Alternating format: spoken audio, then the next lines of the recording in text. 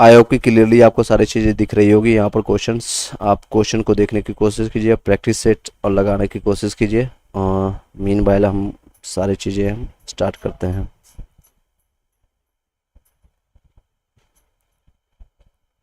चलिए पहला क्वेश्चन पर चलते हैं सीधे, टाइम ना वेस्ट करते हुए।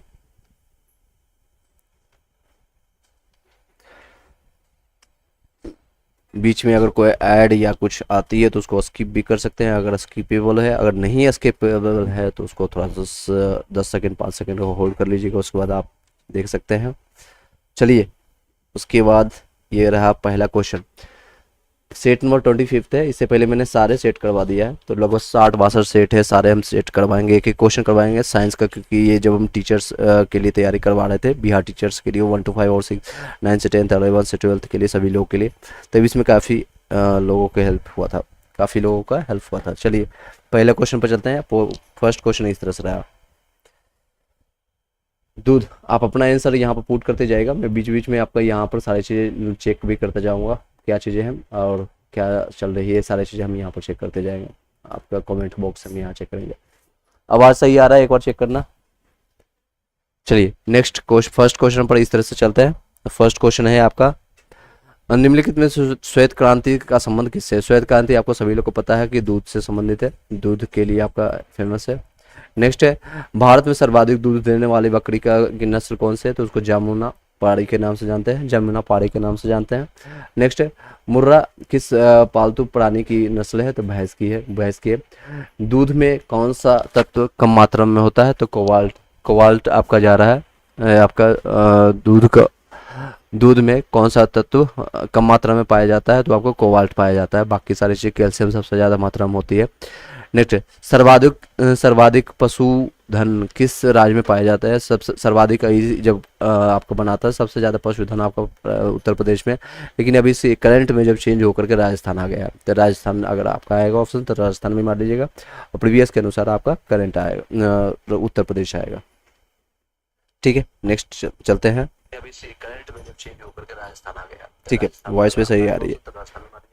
चलिए जितने भी लोग ज्वाइन करते जा रहे हैं, लाइक करके सब्सक्राइब करके बेल घंटी दबा लीजिएगा। चलिए इस तरह का डेली कंटेंट आपको देखने को मिलेगा।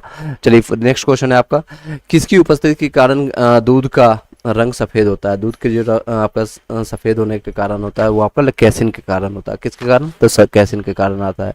नेक्स्ट क्वेश्चन इस तरह से है आपका, ऑपरेशन फ्लड निम्नलिखित में किससे संबंधित है? आपका दूध आपूर्ति से है, दूध ऑपरेशन फ्लड हो, या फिर अभी मैंने बताया था आपका श्वेत क्रांति, वही सेम चीज़ है। ऑपरेशन फ्लड आपका दूध का, ठीक है। नेक्स्ट है आपका, दुधारू पशुओं की निम्नलिखित बीमारियों में से कौन सी बीमारी संक्रमणीय है, यानी कि वायरस फैलने वाली है, संक्रमणीय है, कौन सी है वो आपको आ जाएगा। इसमें फुट एवं माउथ रोग भी होता है, एंथ्रेकस भी होता है, ब्लैक क्वार्टर भी होता है, ब्लैक क्वार्टर भी होता है।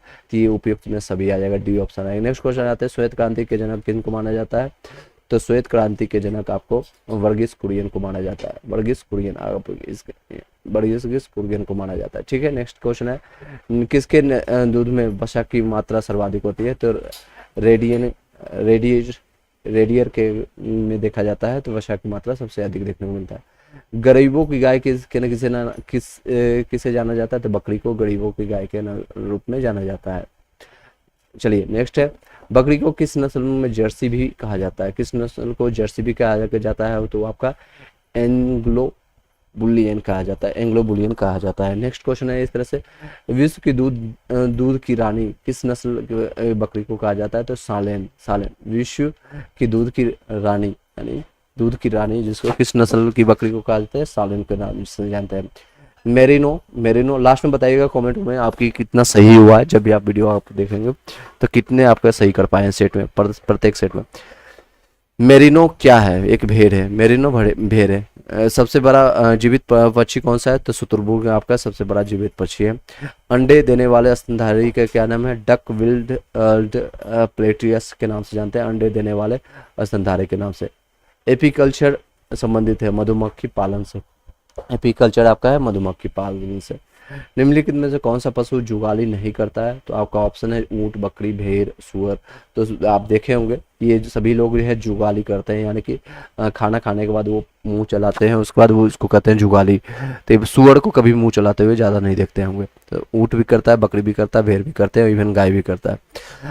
लाल क्रांति किससे संबंधित है? तो लाल क्रांति आपका मांस उत्पादन से है। दूध आपका है श्वेत क्रांति से। चलिए नेक्स्ट है, पशुओं में होने वाला अफरा रोग क्या कारण है? प्रदूषित आहार के कारण होता है अफरा, यानी प्रदूषित आहार के कारण।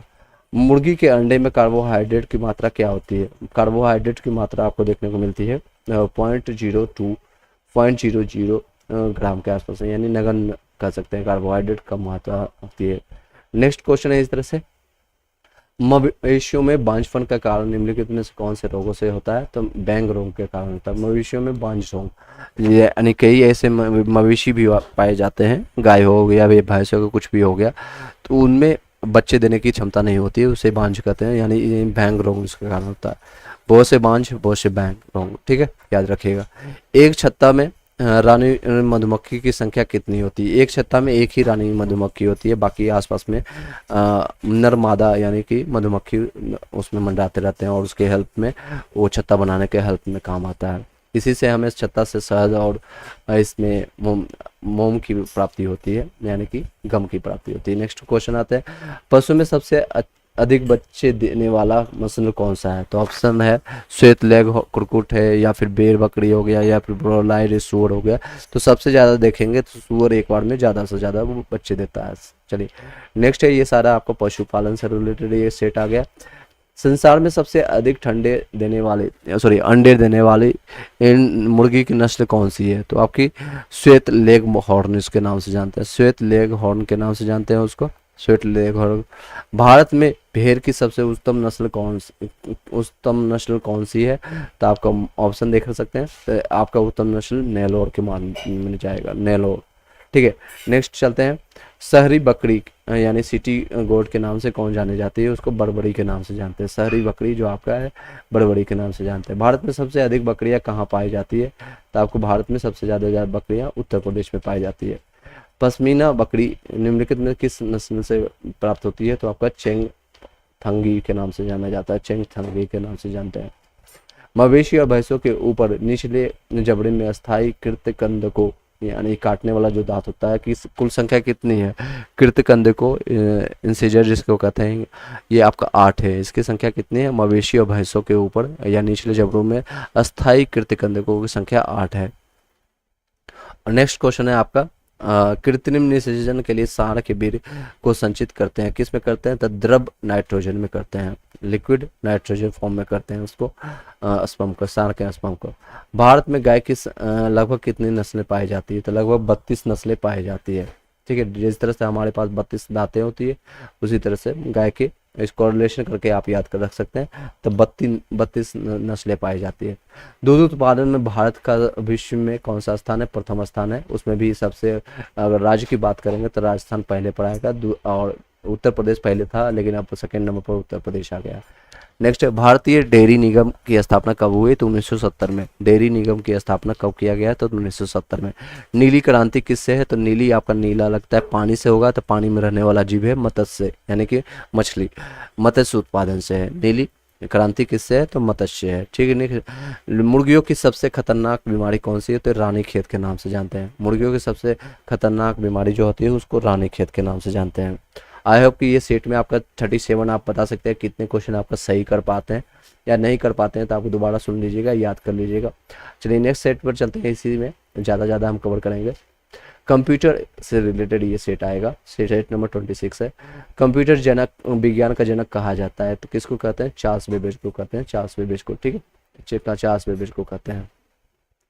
इस सेट को यहीं पर कंप्लीट करते हैं, ज़्यादा, क्योंकि आप ज़्यादा लॉन्ग या फिर और भी ज़्यादा टाइम वेस्ट करने से बढ़िया है कि आप छोटा सेट लगाइए। आप बता सकते हैं, किसी ने कमेंट किया, कोई आप आकर के, चलिए अभी कोई किसी ने भी लाए हुए लगभग 3 से ले, कितने लोग आ चुके हैं? 3 से 4 लोगों ने आया है, लेकिन किसी ने भी लाइव आकर के कमेंट नहीं किया। Anyhow, come to the point. Next set पर चलते हैं, ब्रह्मांड से संबंधित। 27 नंबर सेट, बृहद रूप से ब्रह्मांड का अध्ययन क्या कहलाता है? बृहद रूप से ब्रह्मांड विज्ञान उसको कहते हैं। घूर्णन एंड परिवहन में लगभग समान समय लेने वाले आकाशीय पिंड कहलाते हैं चंद्रमा कहलाते हैं। ये कंप्यूटर का सेट भी अभी कर सकते हैं, लेकिन इसमें क्वेश्चन कम आती है, तो नेक्स्ट कभी हम करेंगे। चलिए नेक्स्ट क्वेश्चन चलते हैं। निम्नलिखित में कौन सा तारा सूर्य के सर्वाधिक समीप है? यानी सबसे जो नजदीक अगर सूर्य की तारा अगर कोई जानी जाती है तो वो आपका है, कौन सा है? तो प्रोक्सिमा सेंचुरी के नाम से जानते हैं, प्रोक्सिमा सेंचुरी। ब्रह्मांड में विस्फोटी तारा कहा जाता है, किसको कहते हैं ब्रह्मांड में विस्फोटी तारा? अवनय तारा को कहते हैं विस्फोटी तारा को। नेक्स्ट पॉइंट पे चलते हैं। हमारे अंतरिक्ष में कितने तारामंडल है? तो आपका 89 है। हमारी आकाशगंगा की आकृति क्या है? तो स्पाइरल, ठीक है, इस तरह से आपको दिखेगा। नेक्स्ट, हमारी आकाशगंगा के केंद्र की परिक्रमा करने में सूर्य की समय कितना लगता है? तो लगभग 25 करोड़ वर्ष लगता है। ध्रुव तारे किस दिशा में की ओर घूमती है? तो उत्तर दिशा में घूमती है ध्रुव तारे का रंग सूचक क्या होता है? उसके ताप का होता है। रंग सूचक जो होता है उसके ताप का होता है। वर्तमान आकलन के अनुसार ब्रह्मांड की आयु क्या है? 13 मिलियन आपका वर्ष बताया जा रहा है। कृत्रिम उपग्रह में विद्युत ऊर्जा का स्रोत क्या होता है? तो सौर सेल होता है। दूध में अकेला मिल्की वे एक मंदाकिनी है, क्या है? एक मंदाकिनी है। ऑप्शन और भी देख सकते हैं। नेक्स्ट क्वेश्चन है, शीघ्रता से घूमने वाले तारे जो उच्च रेडियो तरंगे छोड़ते हैं वो क्या कहलाते हैं? पल्सर कहलाते हैं। शीघ्रता से घूमने वाले तारे जो उच्च रेडियो तरंगे छोड़ते हैं वो आपका क्या कहलाते हैं? तो पल्सर कहलाते हैं। नेक्स्ट क्वेश्चन पर चलते हैं। आपका इस तरह से है, अगर वीडियो अच्छी लगे लाइक करके सब्सक्राइब करके बेल घंटी दबा सकते हैं। चलिए नेक्स्ट क्वेश्चन इस तरह से, शनि आपका है, शनि सूर्य के चारों ओर एक चक्कर लगाने में कितना समय लगता है? लगभग शनि जो है सूर्य के चारों लगाने में लगभग 29.5 वर्ष लगाते हैं, 29.5 वर्ष। इवनिंग स्टार किसको कहते हैं? तो शुक्र को। ये क्वेश्चन बीपीएससी बिहार टीचर्स में पहले सेट में भी क्वेश्चन आया था। इवनिंग स्टार किसको कहते हैं? तो शुक्र को कहते हैं। क्वेश्चन कुछ इजी क्वेश्चन। पृथ्वी के चारों ओर गैसों के समूह को क्या कहते हैं? तो वायुमंडल कहते हैं, वायुमंडल। यूरेनस सूर्य के चारों ओर एक परिक्रमा कितने वर्षों में लगाता है? तो आपको 84 वर्षों में लगाता है। कितने? 84 वर्षों में। सूर्य दक्षिणी गोलार्ध से उत्तरी गोलार्ध की ओर आता तब दिखाई पड़ता है, वो आपको कब दिखाई पड़ता है? आपको 21 मार्च को दिखाई पड़ता है। सूर्य दक्षिणी गोलार्ध से उत्तरी गोलार्ध की ओर आता है तब दिखाई पड़ता है 21 मार्च को। उत्तरी गोलार्ध में सबसे बड़ा दिन कब होता है? तो 21 जून को होता है सबसे बड़ा दिन। इसी दिन हम वर्ल्ड योगा डे यानी विश्व योगा दिवस के रूप में मनाते हैं 21 जून को। सूर्य ग्रहण कब होता है? तो अमावस्या के दिन होता है सूर्य ग्रहण। चंद्र ग्रहण कब होता है? तो जब आपका पृथ्वी बीच में आ जाएगी तब। कौन सा ग्रह पृथ्वी के निकटतम है? तो शुक्र है। इसको पृथ्वी की बहन भी कहते हैं और ये इवनिंग स्टार के नाम से भी जाना जाता है। बुध ग्रह सूर्य का चक्कर कितने समय में पूरा करता है? तो लगभग 88 दिनों में पूरा करता है। बुध जो है सूर्य का चक्कर सूर्य के सबसे नजदीक यही है, तो 88 दिनों में कंप्लीट करता है, अपना चक्कर कंप्लीट करता है। नेक्स्ट पॉइंट पर हम चलते हैं। आकाश में सबसे चमकदार तारा कौन सा है? तो सिरियस जो है आपका सबसे चमकदार तारा है। नेक्स्ट क्वेश्चन है आपका, बताइएगा पृथ्वी का ध्रुवीय व्यास विषुवतीय व्यास से क्या कितना छोटा होता है? तो ब्लैंक छोटा है, तो ऑप्शन आप देख सकते हैं 42 किलोमीटर छोटा आपको देखने को मिलता है। नेक्स्ट क्वेश्चन इस तरह से आपका है, निम्नलिखित में से कौन सा सबसे चमकदार ग्रह है? सबसे चमकदार ग्रह ये आपको शुक्र के रूप में इसी को जानते हैं। और नेक्स्ट है आपका सबसे अधिक तेज कक्षीय गति ग्रह वाला ग्रह कौन सा है? तेज कक्षीय गति आपका जो करता है, आपके ऑप्शन देख सकते हैं। तो बुध, बृहस्पति, शनि, शुक्र, तो आपका आ जाएगा आंसर बृहस्पति। सबसे कक्षीय वेग इसका है। पृथ्वी की उपसौर जिसको कहते हैं पेरिहेलियल स्थिति किस महीने में होती है? तो आपका पृथ्वी को उपसौर आपको देखने को मिलेगा तो जनवरी में आपको देखने को मिलेगा। किस ग्रह पर सूर्य पश्चिम में उगता है? तो आपका अरुण और शुक्र है जो आपको पश्चिम दोनों में देखने को मिलता है। जब दिन रात बराबर होते हैं तब विषुवत इक्विनोक्स वर्ष के 2 काल क्या होता है? 21 मार्च और 23 सितंबर को देखने को मिलता है। जब दिन और रात बराबर होते हैं तब विषुव यानी इक्विनोक्स वर्ष के 2 काल जो होते हैं 21 मार्च और 23 सितंबर को देखने को मिलता है। नेक्स्ट क्वेश्चन इस तरह से है, सी ऑफ ट्रैंक्विलिटी यानी शांति का सागर कहा जाता है किसको? तो चंद्रमा को शांति का सागर यानी शांति यहाँ पर बताया जाता था। और अभी इंडिया जो है फर्स्ट टाइम साउथ पोल जाकर के 23 अगस्त रात को शाम को 6:04 में पहुंचने वाला इंडिया अपना भारत देश महान पहले ही पहुंचने वाला ये स्थापित हुआ है पूरे इंडिया, पूरे विश्व में। आंखों में दिखने वाला जो क्षुद्र ग्रह का नाम क्या है? उसको चारबेस्टा के नाम से जानते हैं, उसको चारबेस्टा के नाम से जानते हैं। सौरमंडल में किस ग्रह का द्रव्यमान और घनत्व पृथ्वी के समान होती है? वो आपका शुक्र होता है, क्योंकि ये आपका पृथ्वी का वाहन भी कह सकते हैं, या सबसे नजदीक यही आती है। और नेक्स्ट है, राशियों की कुल संख्या कितनी है? जितने आप देख सकते हैं जो होते हैं, तुला राशि हो गया, कन्या राशि हो गया, सिंह राशि हो गया, वृषभ राशि हो गया, तो ये राशियों की संख्या टोटल 12 है। कितने? 12 है संख्या। दो ग्रहों जिनके पास उपग्रह नहीं है वो बुध और शुक्र है, ऐसे जिनके उपग्रह नहीं है बाकी सभी के हैं। और क्वेश्चन में आप एक एक्स्ट्रा बता दीजिएगा, ये हालांकि क्वेश्चन आएगा कि एक्स्ट्रा। चलिए, सौरमंडल का सर्वाधिक क्रम कौन है? तो सर्वाधिक क्रम ग्रह आपका है आपका, इसमें आंसर गलत दिया हुआ है, सर्वाधिक आपका मंगल हो जाएगा। ठीक है, मंगल।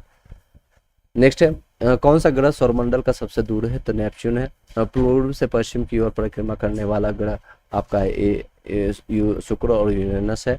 और लाल ग्रह भी मंगल ग्रह को कहते हैं। नेक्स्ट है, प्रकाश की गति से जाने वाला चंद्रमा पर लगभग कितने सेकंड में पहुंच जाता है? तो लगभग 13 सेकंड में पहुंच जाता है। नेक्स्ट क्वेश्चन है, पल्सर होता है एक, क्या होता है? न्यूट्रॉन तारा होता है। एक पल्सर एक न्यूट्रॉन तारा होता है। आई होप कि सभी लोग को अच्छा लग रहा होगा। चलिए नेक्स्ट सेट पर चलते हैं। नेक्स्ट सेट है इस तरह से, एक नदी में चलता हुआ जहाज जहाज समुद्र में आता है, तब वह जहाज क्या होता है? थोड़ा ऊपर जाएगा। हवाई जहाज से यात्रा करते समय पेन से स्याही निकलने लगते, क्योंकि वायुदाब की वहाँ कमी होती है। जब आप पहाड़ों पर जाओगे, वहाँ पर महसूस होगा कि वहाँ पर हवा आपको ऑक्सीजन लेने में दिक्कत होगी, और वहाँ पर खाना भी तेजी से पक जाता है इसी कारण से, क्योंकि वायुदाब कम होता है, प्रेशर कम होता है। बर्फ के दो टुकड़ों को आपस में दबाने की टुकड़े आपस में भी चिपक जाते हैं, क्योंकि दाब अधिक होने से बर्फ का गलना घट जाता है। इसलिए ऊंचाई की जगहों पर पानी जो 100 डिग्री सेंटीग्रेड के नीचे आप उबलता है, क्योंकि वो वायुमंडलीय दाब कम हो जाता है और उबलने का बिंदु नीचे आ जाता है, जिसके कारण वो उबल जाता है और खाना कच्चा ही रह जाता है। क्या रहता है? खाना कच्चा ही रह जाता है। इसके कारण प्रेशर कुकर में सब्जियां जल्दी पकाई जाती है, क्योंकि दाब प्रेशर उसका होता है, क्वथनांक बढ़ जाता है। प्रेशर यानी जलने से क्वथनांक उसका बढ़ जाता है। हाइड्रोजन से भरा रबर का गुब्बारा वायु से ऊपर जाकर के फट जाता है, क्योंकि वायु दाब वहाँ पर घट जाता है, इसके कारण वो अंदर प्रेशर झेल नहीं पाता है, वो फट जाता है। लोलक घड़ियाँ गर्मियों में क्यों सुस्त हो जाती है? क्योंकि लोलक की लंबाई बढ़ जाने के कारण होता है। T बराबर 2π√100L/g होता है, तो यहाँ पर L की मान बढ़ जाने के कारण लोलक की घड़ियाँ सुस्त हो जाती है। वर्षा की बूंदों की गोलाकार होते हैं, क्योंकि पृष्ठ तनाव सरफेस टेंशन के कारण वो गोलाकार आपको महसूस होती है। आई होप कि क्लियरली समझ आ रही होगी। ये फिजिक्स का क्वेश्चन है।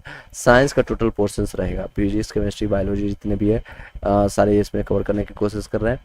और नेक्स्ट क्वेश्चन चलते हैं, आपका 9th में है, तेल दीप की बत्ती में तेल ऊपर चढ़ने का कारण क्या है? तो केशिकत्व के कारण, कैपिलरी के कारण ये आपका ऊपर चढ़ता है। नेक्स्ट है, पास आती हुई रेलगाड़ी की सीटी की आवृत्ति बढ़ती जाती है, जो आप इसका क्या कारण है? तो डॉपलर प्रभाव के कारण ये आपको देखने को मिलता है।